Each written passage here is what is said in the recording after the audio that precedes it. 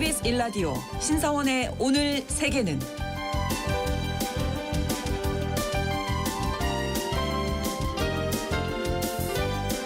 안녕하십니까. 아나운서 신성원입니다.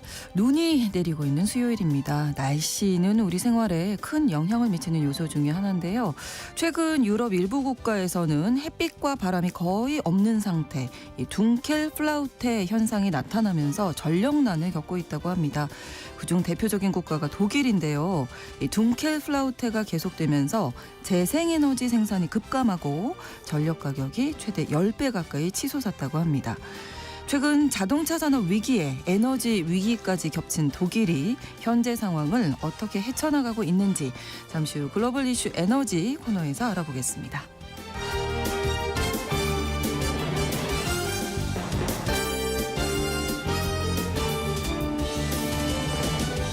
오늘 주목할 국제사회 뉴스는 헤드라인 뉴스와 키워드로 정리해드리겠습니다. 통신원 주재 수첩 일본 소식 전해드릴 텐데요. 최근 일본에서는 야미바이토, 즉 어둠의 아르바이트가 성행하고 있다고 하네요. 관련 강력범죄도 잇따라 발생하면서 큰 사회 문제로 대두되고 있다고 하는데 자세한 내용은 통신원 연결해서 알아보겠습니다. 11월 27일 수요일 KBS 1라디오 신성원의 오늘 세계는 시작합니다.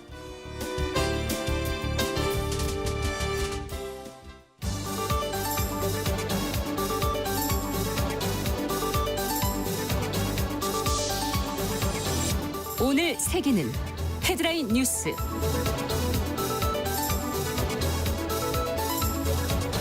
이스라엘과 레바논 무장정파 헤즈볼라가 27일 오전 4시부터 60일간 공습과 교전을 중단하기로 합의했습니다. 이스라엘에 대한 하마스의 기습 공격과 납치 사건이 헤즈볼라와의 충돌로 확산된 지 약 13개월 만입니다. 트럼프 미국 대통령 당선인 측이 김정은 북한 국무위원장과 직접 대화를 추진하는 방안을 논의하고 있다고 로이터 통신이 보도했습니다. 로이터 통신은 트럼프 당선인 팀은 이런 새로운 외교적 시도가 무력 충돌의 위험을 줄일 수 있길 기대하고 있다고 밝혔는데요. 다만 정책 논의는 아직 유동적이라면서 트럼프 당선인도 최종 결정을 내리진 않았다고 전했습니다. 우크라이나가 미국산 미사일로 쿠르스크 지역을 또다시 공격했다면서 러시아가 보복을 다짐했습니다.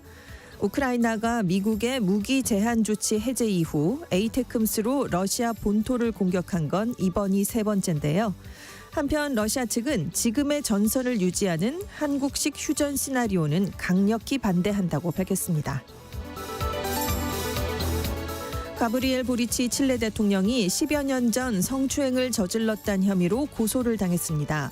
보리치 대통령은 20대 후반이던 2013년에서 2014년 사이 푼타 아레나스 지역에서 업무상 만난 여성을 상대로 성추행한 혐의를 받고 있는데요. 보리치 대통령 측은 사실무근이라고 밝혔습니다. 현재 칠레 검찰이 사건을 조사하기 위한 특별팀을 구성했는데요. 야당은 정부가 범죄 혐의를 알고도 숨기다가 뒤늦게 공개했다면서 비판하고 있습니다. 10만 달러 선 진입을 눈앞에 뒀던 가상화폐 비트코인이 최근 하락세를 보이면서 이젠 9만 달러 선도 무너질 수 있다는 전망이 나오고 있습니다. 미국 가상화폐 거래소 코인베이스에서 미국 동부 시간 오후 4시 55분 기준으로 비트코인의 개당 가격이 하루 전보다 2.11포인트 하락한 9만 1,718달러에 거래됐는데요. 나흘째 하락세를 보이면서 한때 9만 600달러대까지 떨어져서 9만 달러 선을 위협하기도 했습니다. 미국 대선 이후 치솟았던 비트코인 가격은 추수감사절을 앞두고 차익을 실현하려는 매도 압력이 추가 상승을 기대하는 매수세를 압도하면서 낙폭이 커지고 있습니다.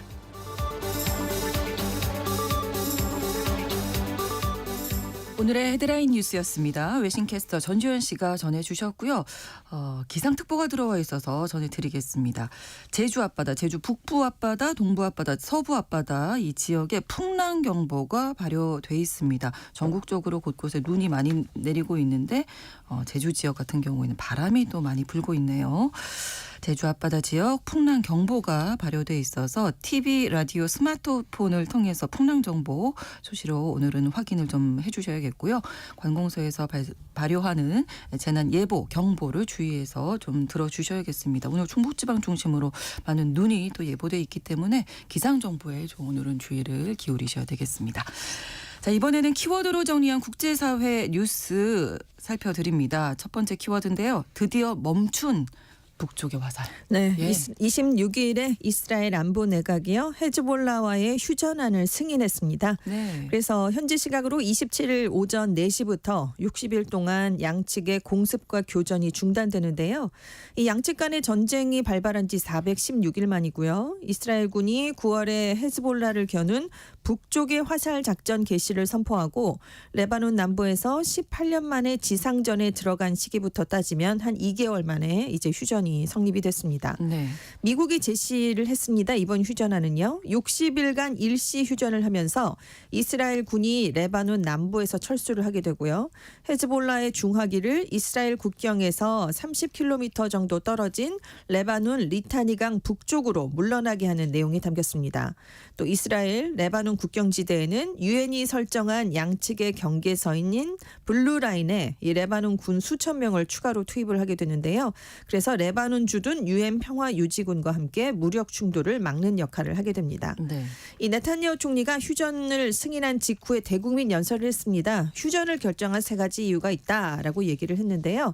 첫째는 이란의 위협에 초점을 맞추고, 둘째는 이스라엘 군을 재충전하고 보강하고, 셋째는 전선을 단절시켜서 가자 지구에 하마스를 고립시킬 것이다라고 강조를 했습니다. 네. 그리고 만약에 헤즈볼라가 휴전 협상에 어긋나는 재무장을 시도하면 모든 형태의 군사력을 사용할 권리를 우리가 갖고 있다, 이렇게 얘기를 했는데요. 이 휴전 협상의 핵심 쟁점이 만약에 헤즈볼라가 합의를 이행하지 않으면 이스라엘이 대응할 자유를 보장해라라는 게 이스라엘 측 요구였습니다. 아, 네. 네, 이거를 결국은 중재자인 미국이 받아들여서 네타냐후 총리가 이런 얘기를 했다라는 분석이 나오고 있고요. 그리고 레바논 총리도 바이든 미국 대통령과 통화를 하면서 휴전 협상 타결을 환영했다고 레바논 총리실이 밝혔습니다. 하지만 휴전이 성사됐다라는 발표가 나온 직후에도 레바논 수도 베이루트 일대에 이스라엘 군의 공습이 이어졌는데요. 네. 그리고 이 휴전 협상 직전까지도 그 레바논 180여 곳에서 대규모 폭격이 가해졌습니다. 이유는 휴전이 발효되기 전에 헤즈볼라의 잔존 위협을 제거하는 목적, 그리고 헤즈볼라의 합의를 위반하지 말라라는 경고성 메시지를 전달하려는 의도도 있고요. 네. 휴전 합의에 반발하는 국내 여론을 달래려는 3가지 목적이 있었던 것으로 분석되고 있습니다. 네, 어쨌든 뭐 60일이지만 네. 휴전이 네네. 이제 성사된 뉴스를 거의 처음 전해주셔서 네, 예, 반갑습니다. 좀, 예, 네네. 더 좀 그렇죠. 진행이 더 됐으면 좋겠습니다. 60일간 아예 이제 정전, 아주 휴전 뭐 다 이렇게 좀 타결이 되길 바라겠습니다. 그렇습니다. 자, 다음 키워드인데요. 슈퍼맨과 로켓맨의 콜라보. 네, 슈퍼맨은 네. 행정 입법 사법부를 장악해서 지금 역대 어느 미국 대통령보다 슈퍼파워를 휘두르게 된 트럼프 대통령 당선인입니다. 네. 지금 슈퍼맨 트럼프 이렇게 불리고 있거든요, 미국에서. 그렇군요. 네, 그리고 로켓맨은 트럼프 전 대통령이 북한 김정은 위원장에게 붙였던 별명이었는데요. 네. 로이터 통신이 몇 년간 단절됐던 북미 정상 간의 관계를 복원하는데 트럼프 당선자와 김 위원장 간의 직접적인 접촉이 가장 적합하다라는 시각이 지금 트럼프 팀 안에 존재한다라고 2명의 소식통을 인용해 보도했습니다. 네. 그래서 무력 충돌 위험을 줄일 수 있을 것이다, 이렇게 기대를 한다는 건데요. 아직 최종 결정은 나오진 않았습니다. 그래서 실제로 성사가 될 것인가는 좀 불투명한 상황인데요. 왜냐하면 조건 없이 대화를 하자라는 게 바이든 행정부의 입장이었는데 북한이 이 제안을 4년간 무시를 해왔습니다. 네. 대화를 안 했고요.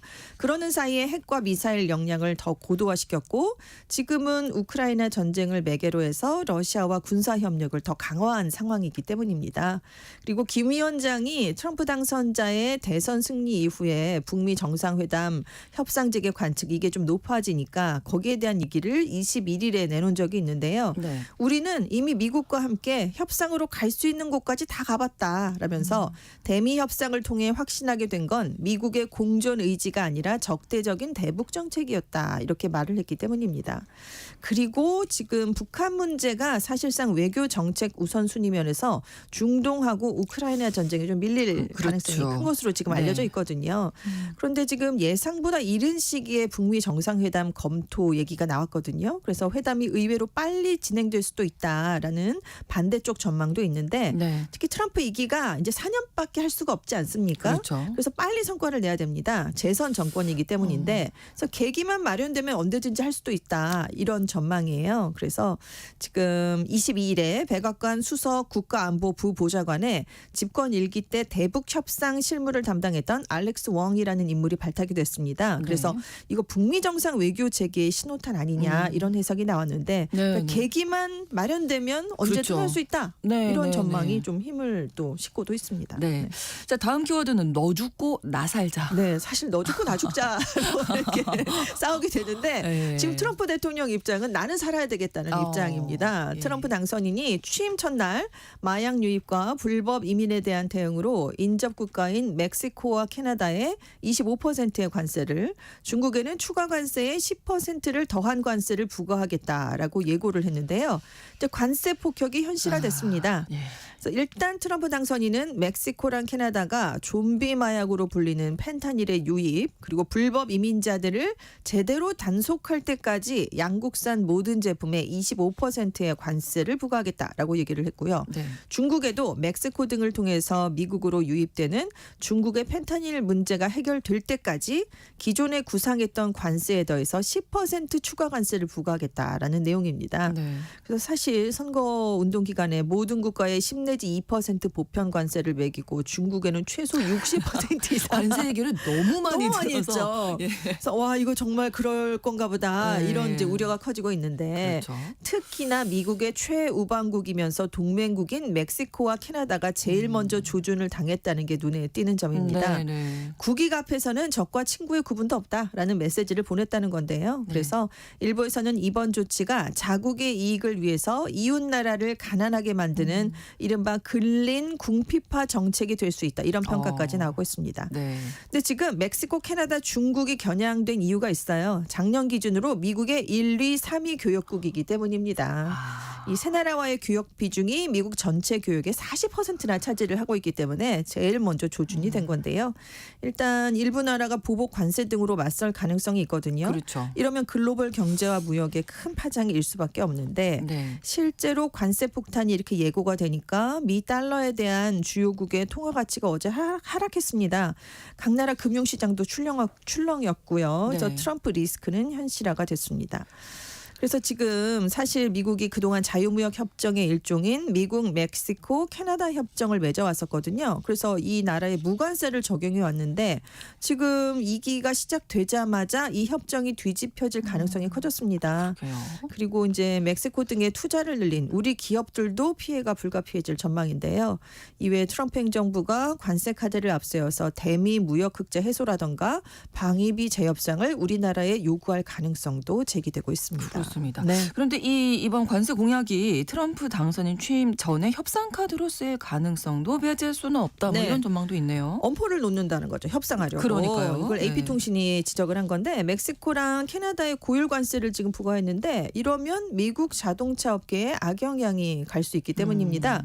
왜냐하면 자동차 부품이 국경을 넘을 때마다 이제 25% 관세가 매겨지거든요. 그렇죠. 그러면 완성차 제조사들이 큰 손실을 보거나 소비자 부담이 커지게 되는데 이건 미국 소비자라고 해서 피해갈 수가 없기 때문입니다. 그리고 트럼프 당선인이 1기 때인 2019년에도 불법 이민자 문제를 거론하면서 멕시코의 5% 관세에 이어서 문제가 해결될 때까지 매달 5% 추가 관세를 부과하겠다라고 위협을 한 적이 있는데요. 네. 그러니까 의회랑 기업들이 반발했습니다. 굉장히 거세게 나서면서 일주일 뒤에 멕시코가 강력한 조치를 취하기로 했다라면서 이 관세 위협을 거둬들인 적이 있었습니다. 그렇습니다. 너 죽고 나 살자가 아니라 다 같이 죽자가 될 수 있기 때문에 그렇습니다. 이게 네. 쉽지 않아요. 아, 그렇습니다. 예, 어떻게 될지 좀 지켜봐야 되겠고요. 네. 다음 키워드 나는 판사다. 나는 가수다가 아니라 네, 나는 판사예요. 나는 판사다. 네, 판사를 이렇게 나는 가수다 방식으로 뽑기 때문인데요. 아, 멕시코가 어. 내년부터 법관 전체를 국민의 직접 선거로 뽑기로 했습니다. 네. 근데 지금 모집 인원의 20배가 넘는 18,000여 명의 지원자가 몰렸어요. 네. 각급 판사 881명을 선출을 하게 되는데 신청한 사람 숫자가 18,447명입니다. 그래서 다음 달 14일까지 이제 적격 심사를 거친 뒤에 최종 후보를 추리게 되는데 네. 경쟁률이 50대 1을 넘어섰습니다. 어마어마하네요. 그래서 이게 뭐 역사적인 일이고 이렇게 많은 후보가 신청을 했다는 건 완전한 성공을 뜻한다라고 셰인바움 대통령은 일단 평가를 내렸습니다. 그 멕시코에서 9월에 모든 대법관을 포함한 법관을 국민 투표로 선출한다는 판사 직선제가 도입이 됐어요. 네. 그리고 대법관 정원 감축, 임기 단축을 핵심으로 하는 개헌이 이루어졌는데 사법부 법관을 국민이 직접 선거로 뽑는다라는 사실상 멕시코가 처음이 될 전망입니다. 네. 근데 당연히 후보로 등록하려면 자격 요건이 있습니다. 그렇겠죠. 네네. 법학학위, 일정 네. 수준의 학점 취득, 5년 이상의 전문 경력, 5명 이상의 추천 등이 필요한데요. 네. 지금 모두 신청했다고 선거에 나갈 수 있는 건 아닙니다. 모집이 끝나면 이제 네. 소관위원회가 이력서를 검토해서 그 판사 자리마다 후보를 10명 이하로 압축을 하게 돼요. 그래서 1차로 선별된 5,410명 중에 또 이 다음이 흥미로운데 제비 뽑기를 해서 당첨된 1,793명만 약간 운에 기대야 되는 그렇습니다. 건가요? 실력도 있어야 되고 자격도 있어야 되는데 네. 마지막에는 운이 운도 작용을 해야 있어야 됩니다. 되고. 그래서 와. 여러 가지가 필요한 지금 판사 직선제가 됐어요. 그래서 AP통신이 전문성과 경력보다 운과 인기에 따라서 법관을 선출하는 선거 방식에 멕시코 안에서도 우려가 커지고 있다라는 점을 지적을 했는데요. 네. 사실 이 직선제가 도입된 이유는 그동안 멕시코 사법당국의 문제점으로 인척주의, 부패, 비효율이 지금 꼽혔기 때문입니다. 네. 그래서 이걸 직선제로 하면 개혁을 할 수 있지 않겠느냐라고 기대하는 사람들이 있습니다. 그런데 법원 직원들, 법학자 같은 반대론자들은 이제 이렇게 되면 판결이 여론이나 여당의 입김에 휘둘리게 돼서 공정성을 크게 훼손할 것이다. 네. 이러면 사법부가 정치화될 수 있다라는 점을 우려하고 있고요. 특히 자금력을 동원한 카르텔이 영향력을 행사할 수 있다라는 그렇죠. 점을 지적을 하고 있어요. 네. 그래서 AP통신은 투표용지에 이름을 올릴 수 있는 후보 중에 상당수가 출마한 법원에서 소송을 한 번도 해본 적이 없는 무명 법조인이 될 수 있다라는 경고가 전문가들로부터 나오고 있다라고 지적을 했습니다. 네. 과연 어떨지가 그러니까요. 정말 판단이 잘 안 되네요. 시행을 했을 때 분명히 장점도 있겠지만 단점도 있고 부작용이 그렇죠. 나타나지 않겠습니까? 네. 네. 알겠습니다. 멕시코 이야기였고요. 다음 키워드 나 혼자 산다. 나 혼자 살아서 지금 우뚝 선 기업이 있습니다. 예. 중국의 최대 통신 장비 기업인 화웨이인데요. 네네. 완전 토종 운영 체제 OS를 적용한 최신 스마트폰 메이트 70을 어제 공개했습니다. 네. 지금 미국이 반도체 같은 공급망에서 중국을 배제하는 전략을 펴고 있잖아요. 그렇죠. 굉장히 견제를 많이 당한 그 상태에서 이런 결과가 나왔는데 그래서 중국이 모바일용 반도체에 이어서 OS 생태계에서도 독자적인 생존 역량을 보여줬다라는 평가가 나왔습니다. 네. 이 메이트 70이 순수 자체 OS인 훅멍 OS 넥스트를 탑재했습니다. 네. 이게 지금 미국 정부의 제재를 받게 된 이후에 사용해 오던 안드로이드 오픈 소스 코드를 버렸습니다. 완전하게 독립적인 운영 체제로 개발이 됐는데요. 이전 버전과 달리 안드로이드와도 호환되지 않습니다. 그래서 좀 다른 점이고 네. 그래서 이제 안드로이드 생태계와는 완전히 결별하겠다라는 뜻을 담은 그런 스마트폰인데요. 그러니까 서방 거대 기업의 지배력에 도전하려는 화웨이의 핵심 시험대다라고 AFP 통신이 지금 분석을 내렸습니다. 그래서 지금 미국이 빠르면 이번 주 중에 중국 반도체 기업 최다 200곳을 무역 블랙리스트에 추가할 것으로 예상이 되고 있거든요. 네. 그런 가운데 이런 화웨이가 이런 새로운 휴대폰을 얘기를 했기 때문에 굉장히 독립의 중요한 단계로 평가가 되고 그러네요. 있고요. 이 메이트 70의 자체 개발한 6나노미터 애플리케이션 프로세서인 기린 9100도 탑재가 됐습니다. 이게 지난번에도 자체 기술로 만들었는데 이걸 또 한 번 지금 진전을 이룬 기술을 내놓은 거거든요. 그래서 지금 세계 지식재산기구에 따르면 중국이 7년 연속으로 세계 특허 1위 기업을 지금 화웨이가 기록을 했고 네. 작년에 세계 특허 출원의 4분의 1가량을 중국이 내놨습니다. 2위가 미국인데 격차를 굉장히 많이 벌려놓은 상황이에요. 그래서 지금 중국 안에서 애국 소비 열풍이 불면서 들어오면서 이 휴대폰의 사전 예약자가 300만 명 선을 넘어섰는데요. 네. 하지만 한계도 있습니다. 이 새로운 OS를 위한 전용 애플리케이션이 아직은 부족하고요. 반도체 업계는 화웨이의 기술 진화 속도가 매우 빠르긴 하지만 실제로 제품이 성공할 것인지 이거는 좀 지켜봐야 된다라는 약간 유보적인 입장을 보이고 있습니다. 네. 자, 다음 키워드 혼사께 맡긴 캔디와 신데렐라. 캔디랑 신데렐라가 사용했던 연애랑 결혼 방식이요. 앞으로 네. 중국에서 통하지 않게 됐기 때문입니다. 현재 중국에서 중국판 틱톡인 더우인이나 OTT에서 네. 회당 10초에서 아무리 길어도 15분 정도에 끝나는 짧은 드라마 숏폼이 인기를 얻고 있습니다. 이 숏폼 드라마의 단골로 사용되는 그런 주제가요. 패도 총재라고 재력과 외모를 겸비한 엘리트 남성이 그 샤바이텐이라고 백침이 넘치는 여주인공과 사랑에 빠지는 내용이 주를 이루고 있거든요. 네. 근데 이걸 이제는 하지 말라라고 중국의 방송 감독 기관인 국가광전총국이 이런 규제안을 내놨습니다. 현실과 동떨어진다. 논리에도 맞지 그렇죠. 않는 설정이다. 권력층이나 재벌과의 결혼을 숭배하는 기조를 부추겨서는 안 된다라는 얘기를 했는데요. 네. 그래서 지금 최근 흥행한 쇼폼 드라마 하나를 보면 여자 나이 40세에 행운이 왔네 이런 제목인데요. 제목부터. 네, 딱 들어오시죠? 예. 20대 남성 재벌이 40대 여성 가정부와 사랑에 빠지는 그런 장면이고 네. 청소부 아주머니가 무극에서 돌아왔다라는 작품에서는 27세 남성 CEO가 청소부 아주머니랑 결혼을 약속합니다. 그리고 우리 돈으로 39억 원 정도를 건네는 내용인데요.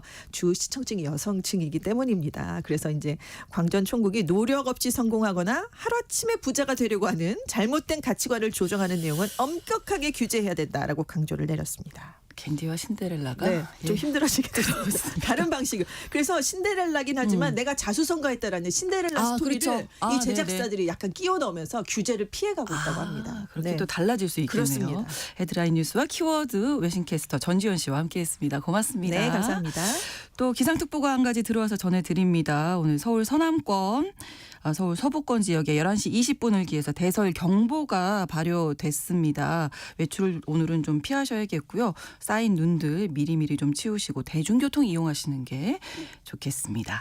KBS 라디오 신성원의 오늘 세계는 1부 마무리하고요. 11시 30분부터 일부 지역에서 해당 지역 방송 보내드리겠습니다. 브라이언 맥나이트의 One Less Cry 전해드립니다.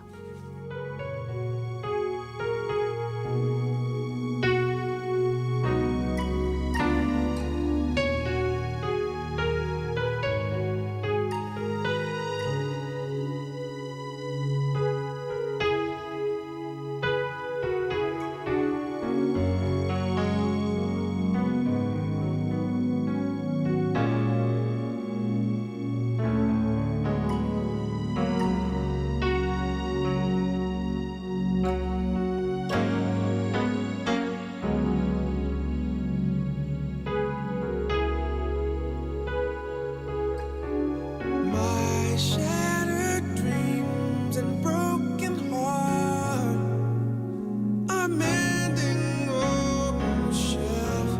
I saw you holding hands, standing close to someone else. Now I sit all alone, wishing all my feeling was gone. I gave my best to you, nothing for me to do, but I've one last cry, before I leave it all behind. I gotta put you out of my mind this time. Stop living a lie. I guess I'm down to my last cry.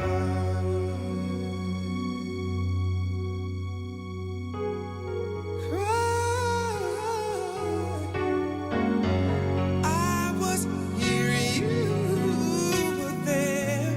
Guess we never could agree. While the sun shines on you, I need some love to rain on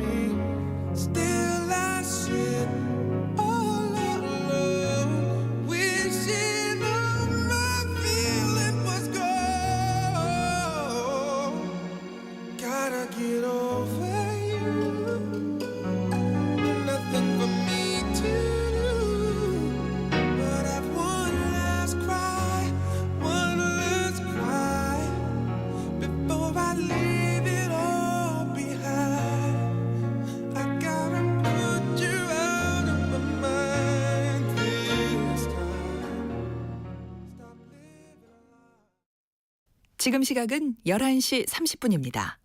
KBS Ladies and gentlemen. 국제사회의 다양한 뉴스를 한눈에 KBS 1라디오 신성원의 오늘 세계는 세계를 바로 보는 최소한의 투자입니다.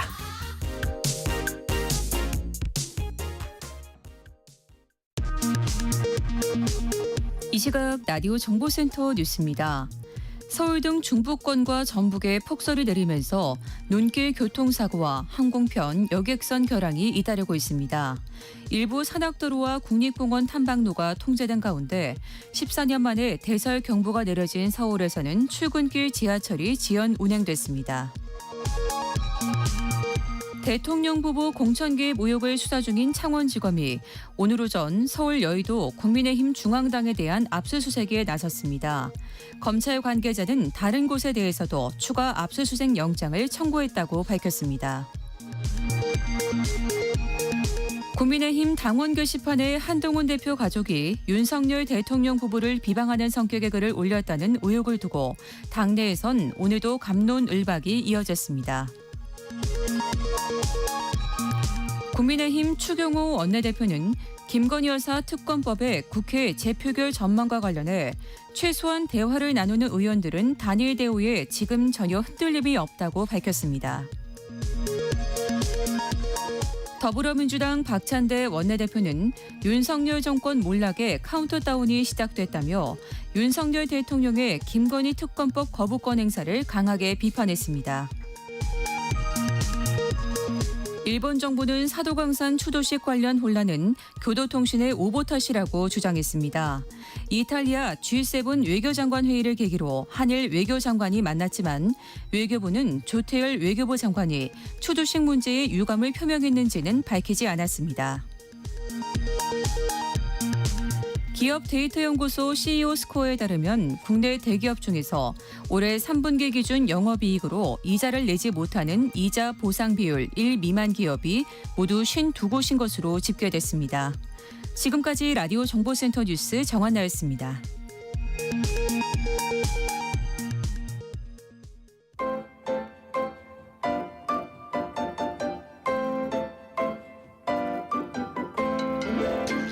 통신원 취재 수첩.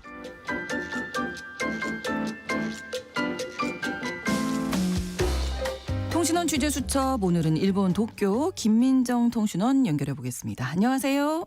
네, 안녕하세요. 일본의 김민정입니다. 네, 일본에서 이른바 어둠의 알바가 사회 문제가 되고 있다고 하는데 이게 어떤 내용인가요? 네, 어둠의 알바, 일본어로는 야미바이트라고 불리는 일인데요. 네. 인터넷, 휴대전화 등을 통해서 지시를 듣고 그냥 그대로 행하는 굉장히 단순한 아르바이트인데 이게 과거에는 강아지를 좀 산책시켜달라 이런 일들이었는데 네. 최근에는 강도나 살인을 저지르는 강력 범죄가 되면서 굉장히 큰 사회 문제가 되고 있습니다. 네. 지난해 1월에 도쿄에서 강도 살인이 발생을 했고 여기 가해자들의 휴대폰을 조사해보자 사실상 이 가해자들은 모두가 다 모르는 사이였고 루피라는 어떤 필리핀에 있는 범죄 집단으로부터 지시를 받은 것으로 드러났습니다. 네. 그리고 얼마 전에는 지바현에서 남성 2명과 소년 1명이 주택 침입 용의로 체포가 되었는데 이 사람들 3명도 서로가 모르는 사이였고 돈이 필요해서 어둠의 알바에 지원을 해서 강도 짓을 하려고 70대 남성의 집에 들어갔다가 이제 잡히게 됐고요. 네. 이러한 일들이 얼마 전에 시즈오카에서도 비슷하게 벌어졌고 전국적으로 벌어지면서 심각한 사회 문제로 부상하고 있습니다. 네, 이러다 보니까 이시바 총리가 임시국회에서 이 어둠의 알바에 대해서 언급을 할 예정이라고요. 네, 29일에 임시국회가 열리는데 이 자리에서 이시바 총리가 이제 소신 표명 연설을 하게 되는데 네. 거기서에도 이 어둠의 알바에 대해서 언급을 하기로 했다라는 보도가 나와 있습니다. 요메리 신문 보도를 보면 일본 사회 속에서 중요시해온 가치관과 도덕관이 흔들리는 범죄라고 위기감을 강조할 것이고 철저히 검거하고 유해 정보를 삭제하고 방범 카메라를 설치하고 지역의 방범 순찰 활동을 지원하게 했다라고 말할 것이라고 보도했습니다. 네, 구체적으로 정부가 갖고 있는 대책 어떤 걸까요? 네, 일단은 아르바이트 정보 사이트에 이 어둠의 알바 정보가 실렸을 때 바로바로 삭제를 하도록 회사 측에 요청을 하고 있고요.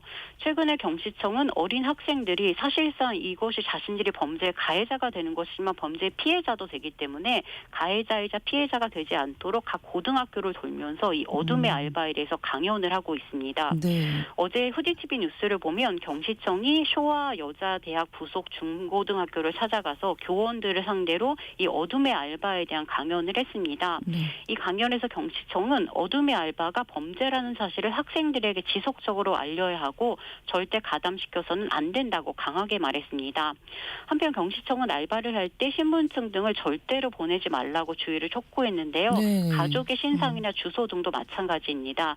이 어둠의 알바에 가담한 청년들은 주소나 신분증을 인터넷에 공개하겠다, 가족들에게 피해를 입히겠다라는 협박을 받아서 범죄에 빠져나오지 못하고 결국에는 강도나 살인까지 저지르는 경우가 적지 않았기 때문입니다. 그렇군요.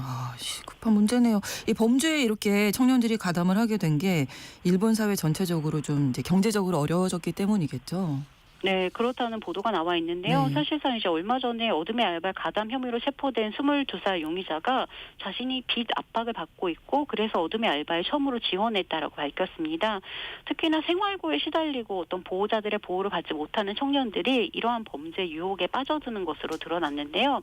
아사히 신문이 최근 요코하마시 강도 살인 범죄 가담 혐의로 체포된 다카타 마츠키 씨를 조명했습니다. 22살의 남자인데요. 네. 이 다카타는 X의 한 익명 계정으로부터 어둠의 알바 의뢰를 받고 여러 가담자와 함께 정말 다 모르는 사람과 같이 네. 70대 남성의 집에 찾아가서 그 사람을 구타해서 죽음에 이르게 한 뒤에 현금 20만 엔, 우리 돈으로 180만 원 정도를 이제 훔치게 됩니다.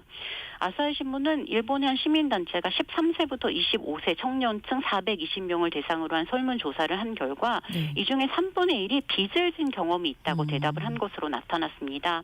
빚 독촉에 시달리는 청년들이 굉장히 큰 생활고에 시달리고 있다라는 보도도 나와 있는데요. 네. 한 24살 청년은 한 달에 식비가 27,000엔, 우리 돈으로 약 24만 원 정도인데 일단 카드빚이 지금 23만 엔, 약 208만 원의 카드빚을 지고 있다고 합니다. 어떤 보호자의 보호를 받지 못하는 청년들이 생계를 꾸리기 위해서 오토바이를 산다거나 이제 배달을 하려고 했을 때 이제 그런 것들이 다 빚으로 남으면서 실제 일을 하지 못하고 어둠의 알바로 뛰어드는 일들이 굉장히 많아지고 있기 때문에 네. 일본의 어떤 가난한 사회 자체도 최근에 재조명을 받고 있는 상태입니다. 네, 아무튼 뭐 강력범죄 뭐 어떤 이유로도 타당한 이유가 될 수는 없는 거잖아요. 그런데 한편으로는 또 일본 청년층의 어려움을 좀 보여주는 게 아닌가 싶어서 좀 안타깝고 씁쓸하고 그렇습니다. 오늘 소식 잘 들었습니다. 고맙습니다. 네, 감사합니다. 일본 도쿄에서 김민정 통신원이었습니다.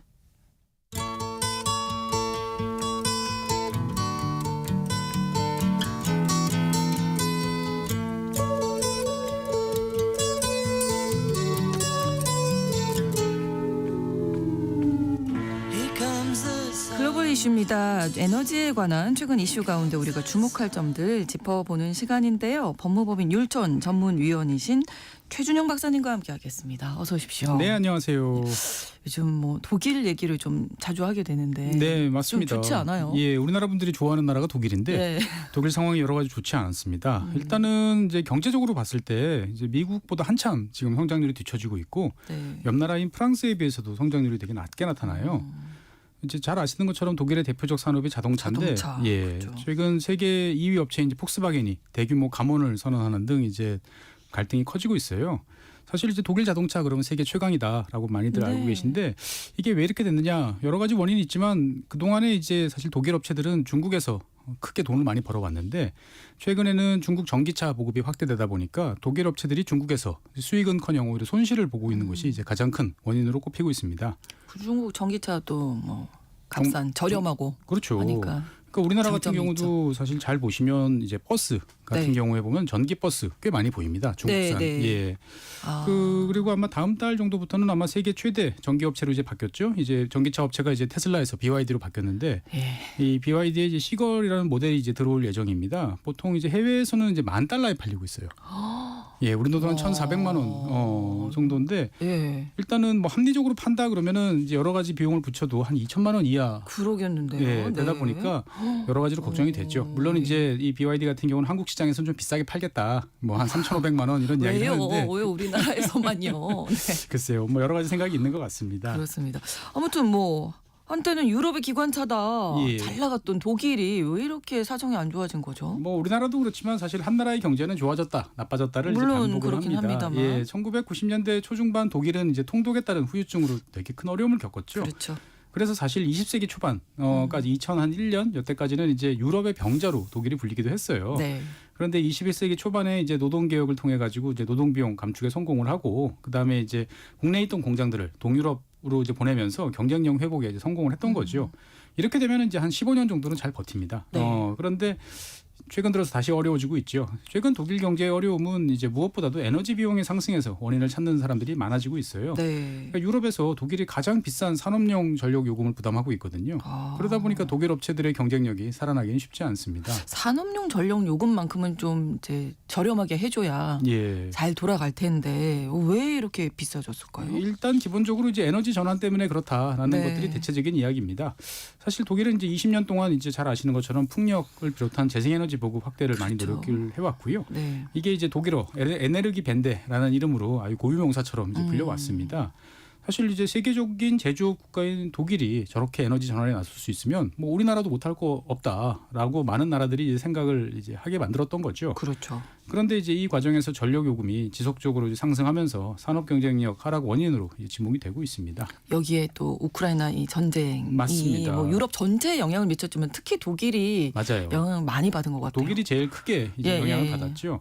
뭐 지난번에도 말씀드렸습니다만 독일은 이제 러시아로부터 이제 저렴하게 대량의 가스를 이제 공급받고 있었는데 네. 이 전쟁 이후에 러시아로부터의 공급이 이제 대폭 이제 감소하게 된 그렇죠. 거죠.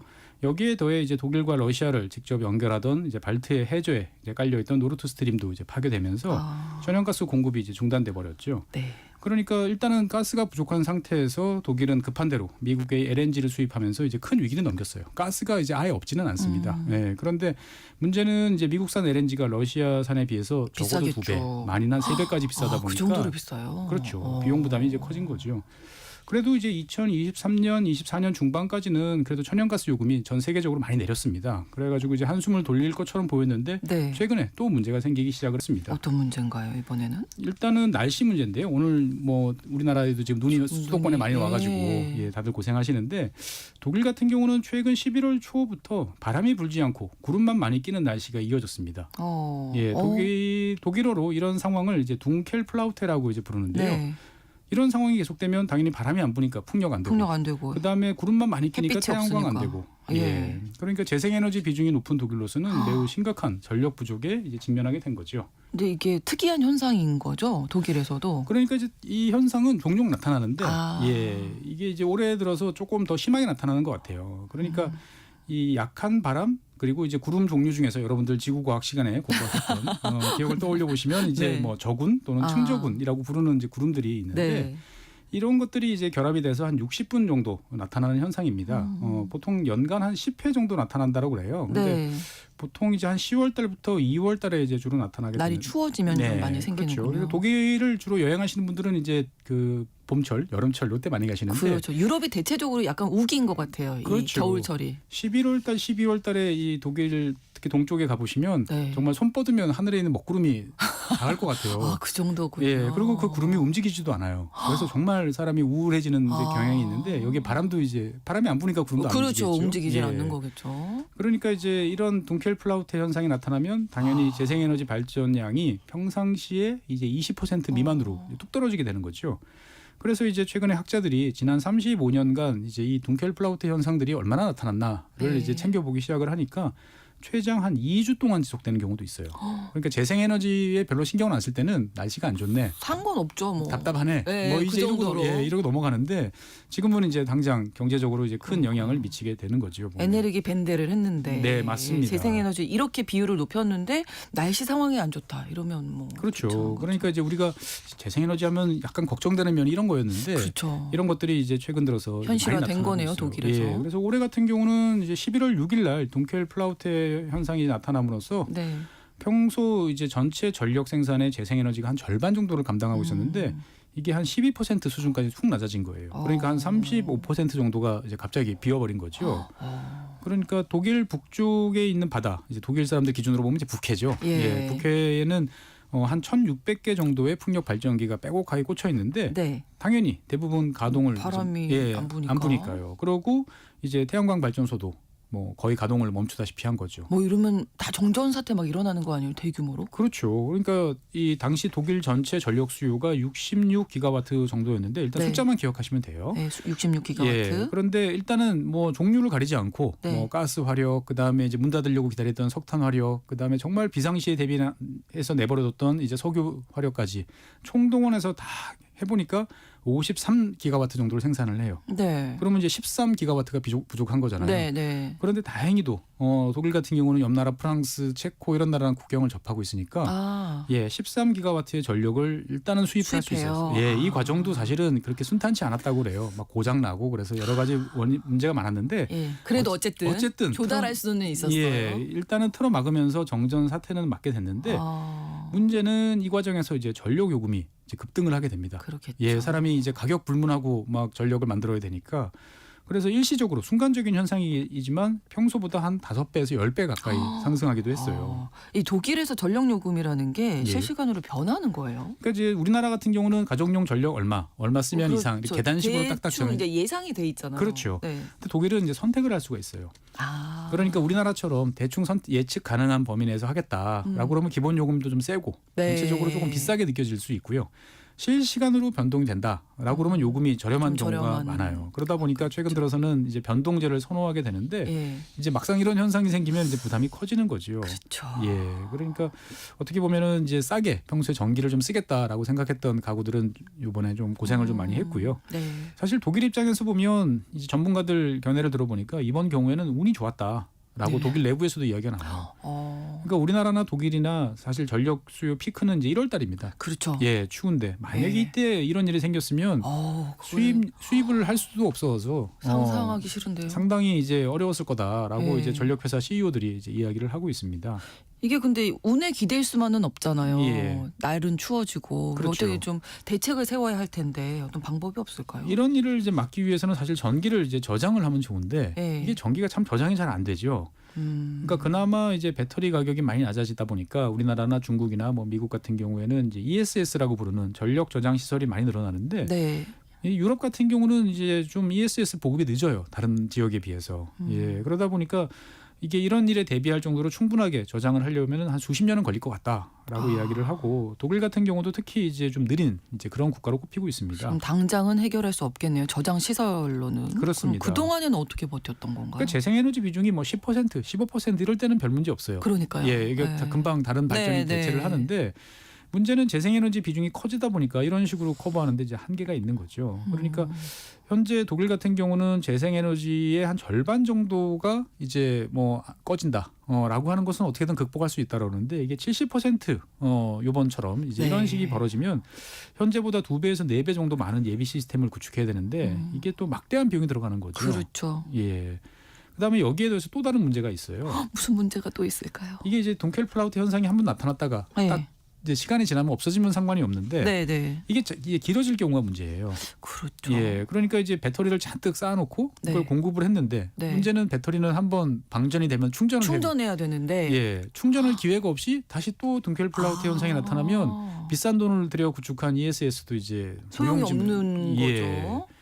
그래서 이제 그러네요. 독일 연구자들이 시뮬레이션을 해보니까 네. 이런 식으로 이제 퐁당퐁당 징검다리 현상으로 나타나기 시작을 하면 네. 최장 한 12주까지 전력 부족, 뭐 대규모 정전 사태가 이어질 수도 있다라고 이야기를 하고 있습니다. 사람이 그럼 어떻게 살 수 있겠어요? 독일 정부에서 이것 알고 대책을 좀 세워야 할 텐데요. 예, 독일 정부도 이제 나름대로 고민은 많아요. 그래서 네. 이제 2050년까지 이제 ESS 용량을 한 300기가와트아워 정도로 이제 확충하겠다라고 하는데 문제는 이게 이제 피크 전력의 한 1% 수요밖에 안 되는 거예요. 그래요. 그러니까 사실 ESS보다도 더 확실한 것은 이제 양수 발전소, 전기가 남을 때 물을 위로 올려놨다가 필요할 때 내려오는 이제 이 양수 발전소가 좋은데 현재 독일 같은 경우는 전체 전력 수요의 한 0.1% 정도밖에 없어요. 네. 그러다 보니까 이걸 확대를 하고 싶어도 땅이 또 부족하다 보니까 이제 쉽지 않은 상황이죠. 요거 생각하고 저거 생각하고 다 문제가 있네요. 네, 너무 맞습니다. 답답한데요. 예, 그러니까 사실 이제 독일 전력회사 이런 문제를 제일 직접적으로 접하고 있는 전력회사 관계자들이 이제 걱정이 큰데 대표적인 전력회사 가운데 이제 알베라고 하는 회사가 있는데 이 회사 대표가 이제 링크드인인가 어떤 SNS에 그렇게 글을 올렸어요. 앞으로 안정적인 전력 공급을 보장하기가 점점 어려워지는 상황이 다가오고 있다. 그러니까 독일에서는 재생에너지 보급이 늘어나니까 이제 석탄 화력 필요 없어. 원자력 네. 발전소도 필요 없어. 그러고 이제 점점 이제 문을 닫고 있는데 네. 이러다 보니까 재생에너지의 변동성에 더 많이 노출되고 있다. 그러니까 만약에 이런 일이 벌어지면 대처할 능력이 없어지는데 이거 정말 걱정이다라고 전력회사 CEO가 이제 이야기를 하고 있을 상황인 거죠. 그러니까 환경을 생각하면 우리가 올해 뭐 기상 이변도 많이 겪었고 해서 진짜 재생에너지로 변환하는 게 맞는 방향으로 있죠. 생각이 당연히 그렇게 예. 해야 할 것 같은데 또 이런 이야기 들으면 뭔가 좀 예비로 좀 그렇죠. 저장 많이 해놔야겠다 이런 생각도 들고 좀 맞습니다. 여러 가지 생각이 많이 드는 상황이죠. 그러네요. 예. 네. 근데 그나마 독일 같은 경우에는 이제 국경 인접한 다른 나라가 있으니까 수입할 수 있다고 아까 말씀해 주셨잖아요. 이게 그렇죠. 우리나라면 우리나라는 불가능하죠. 우리나라는 섬이니까. 예. 그러니까 네. 독일 같은 나라는 부담을 다른 나라랑 조금씩 나눠주면 되는데 우리는 이제 그럴 수가 없는 거죠. 그러니까 독일 같은 경우도 야 이런 일이 대비해서 우리 이 수입 수출을 위한 송전망을 늘려야 돼라는 그렇죠. 이야기를 하면 다들 끄덕끄덕한데 네. 막상 이 송전망 하려고 확충을 하면? 하려고 그러면 여러 번 말씀드렸지만 이제 온갖 반대들이 있는 거죠. 내 땅 위에 그거 안 못 된다. 지나가. 예. 네. 그러니까 뭐 말은 이제 금방 확충합시다라고 이야기하지만 한 20년 이상 이제 걸리다 보니까 쉽지 않은 거고요. 네. 최근 들어서 유럽 연합은 또 이 와중에 화석연료 보조금 제도를 또 폐지를 또 논의하고 있어서 문제가 더 커지고 있다라는 이야기도 나오고 있습니다. 이건 또 어떤 내용인가요? 보조금 폐지. 그러니까 이제 우리도 대량 구매를 하면 좀 싸게 사잖아요. 뭐든지. 그렇죠. 네, 예. 네. 그러니까 이제 천연가스나 전력 같은 경우도 많이 사는 사람들한테는 많이 사는 주로 기업들이겠죠. 네. 가격 할인을 이제 해왔어요. 사실은 이게 이제 보조금을 이제 주는 것과 동일한 효과인 거죠. 그렇죠. 그러니까 우리나라 같은 경우도 왜 산업용 전력이 싸라고 하면 여러 가지 요인 중에 하나가 많이 쓰니까 깎아드리는 거예요. 그렇죠. 라고 이제 이야기를 하는 건데 이게 이제 사실은 이렇게 대량 구매자한테 할인해 주는 것은 이제 산업 경쟁력 확보를 위해서 좀 원가를 낮춰주자라고 했던 건데 네. 이런 제도가 이제 탄소 배출을 부추긴다. 라는 또 이 비판도 있는 거죠. 네. 사실 생각해 보면 또 그럴 수도 있어요. 싸니까 많이 쓴다. 그렇죠. 예. 네, 네. 그래서 최근에 이제 네덜란드를 선두로 해가지고 여러 나라에서 이 제도를 이제 폐지하겠다라는 입장을 밝히고 있는데 문제는 이제 이렇게 되면 이제 우리나라도 마찬가지지만 유럽에서도 이제 그냥 일반적인 발전소에 비해서 열병합 발전소들이 있습니다. 네. 그러니까 이제 전기도 만들고 그 다음에 열도 만들어서 이제 아파트 단지나 이런 데 공급하는 네, 네. 그렇죠. 지역 난방 관련한 이 열병합 발전소들 같은 경우는 가격 경쟁력이 좀 약합니다. 예, 원가가 좀 비싸요. 그렇군요. 근데 그나마 이런 이제 대량으로 뭔가를 생산하는 데 따른 보조금을 받아가지고 그나마 좀 버텨봤는데 이런 보조금 제도 자체가 없어지면 이제 문을 닫는 수밖에 없다라고 네. 이야기를 해요. 그런데 이제 네덜란드에서 이런 일이 벌어지면 네덜란드 자체의 전력 공급이 이제 불안해지는 거죠. 그러니까 우리가 부족하니까 옆 나라인 독일에서 전력이 부족하니까 좀 수출 좀 해줘. 라고 했을 때 지금처럼 흔쾌히 수출해줄게. 이게 대답이 안 나오는 거죠. 그렇죠. 옆 나라에서 벌어지는 일 때문에 오히려 타격을 입을 수도 있기 때문에. 그렇습니다. 그러니까 각국이 사실 유럽 같은 경우도 한 20년 전에는 서로가 다른 시스템이었어요. 뭐 이를테면 한 나라는 재생에너지가 많으면 한쪽은 석탄을 뜨고 한쪽은 원자력이 세고 뭐 이러다 네. 보니까 서로 영향을 좀 상쇄를 했는데 네. 지금은 이제 다 친환경 뭐 탈탄소를 외치다 보면 다 똑같은 방향으로 간 거죠. 그렇죠. 그러다 보니까 이제 문제를 오히려 더 키우고 있는 것 같습니다. 사실 우리 같은 경우는 이런 사례를 보면서 좀 여러 가지를 좀 잘 고려해야 될 것 같아요. 우리만의 또 특수성이 있기 때문에. 그렇죠. 우리나라 같은 경우도 예. 대기업들 기준으로 보면 지난 2년 사이에 산업용 전력 요금이 한 70% 올랐어요. 가정용 전력을 못 올리니까 대기업들 위주로 이제 전기 요금을 네, 올렸거든요. 네. 그러니까 2년 사이에 70% 올랐다 그러면 거의 그럼 2배 되는 많이 거예요. 예, 그러니까 사실 기업들 입장에서 봤을 때는 지금도 많이 어려움을 호소하고 있거든요. 네. 그러니까 어떻게 보면 인류의 미래를 위해서는 해야 되는데 당장 이거 현재 문제를 또 어떻게 잘 넘어갈 수 있느냐 네. 이거를 또 조합해야 되는 이제 교훈을 우리가 이제 독일이나 유럽 사례를 보면서 좀 배워야 될 것 같습니다. 그렇습니다.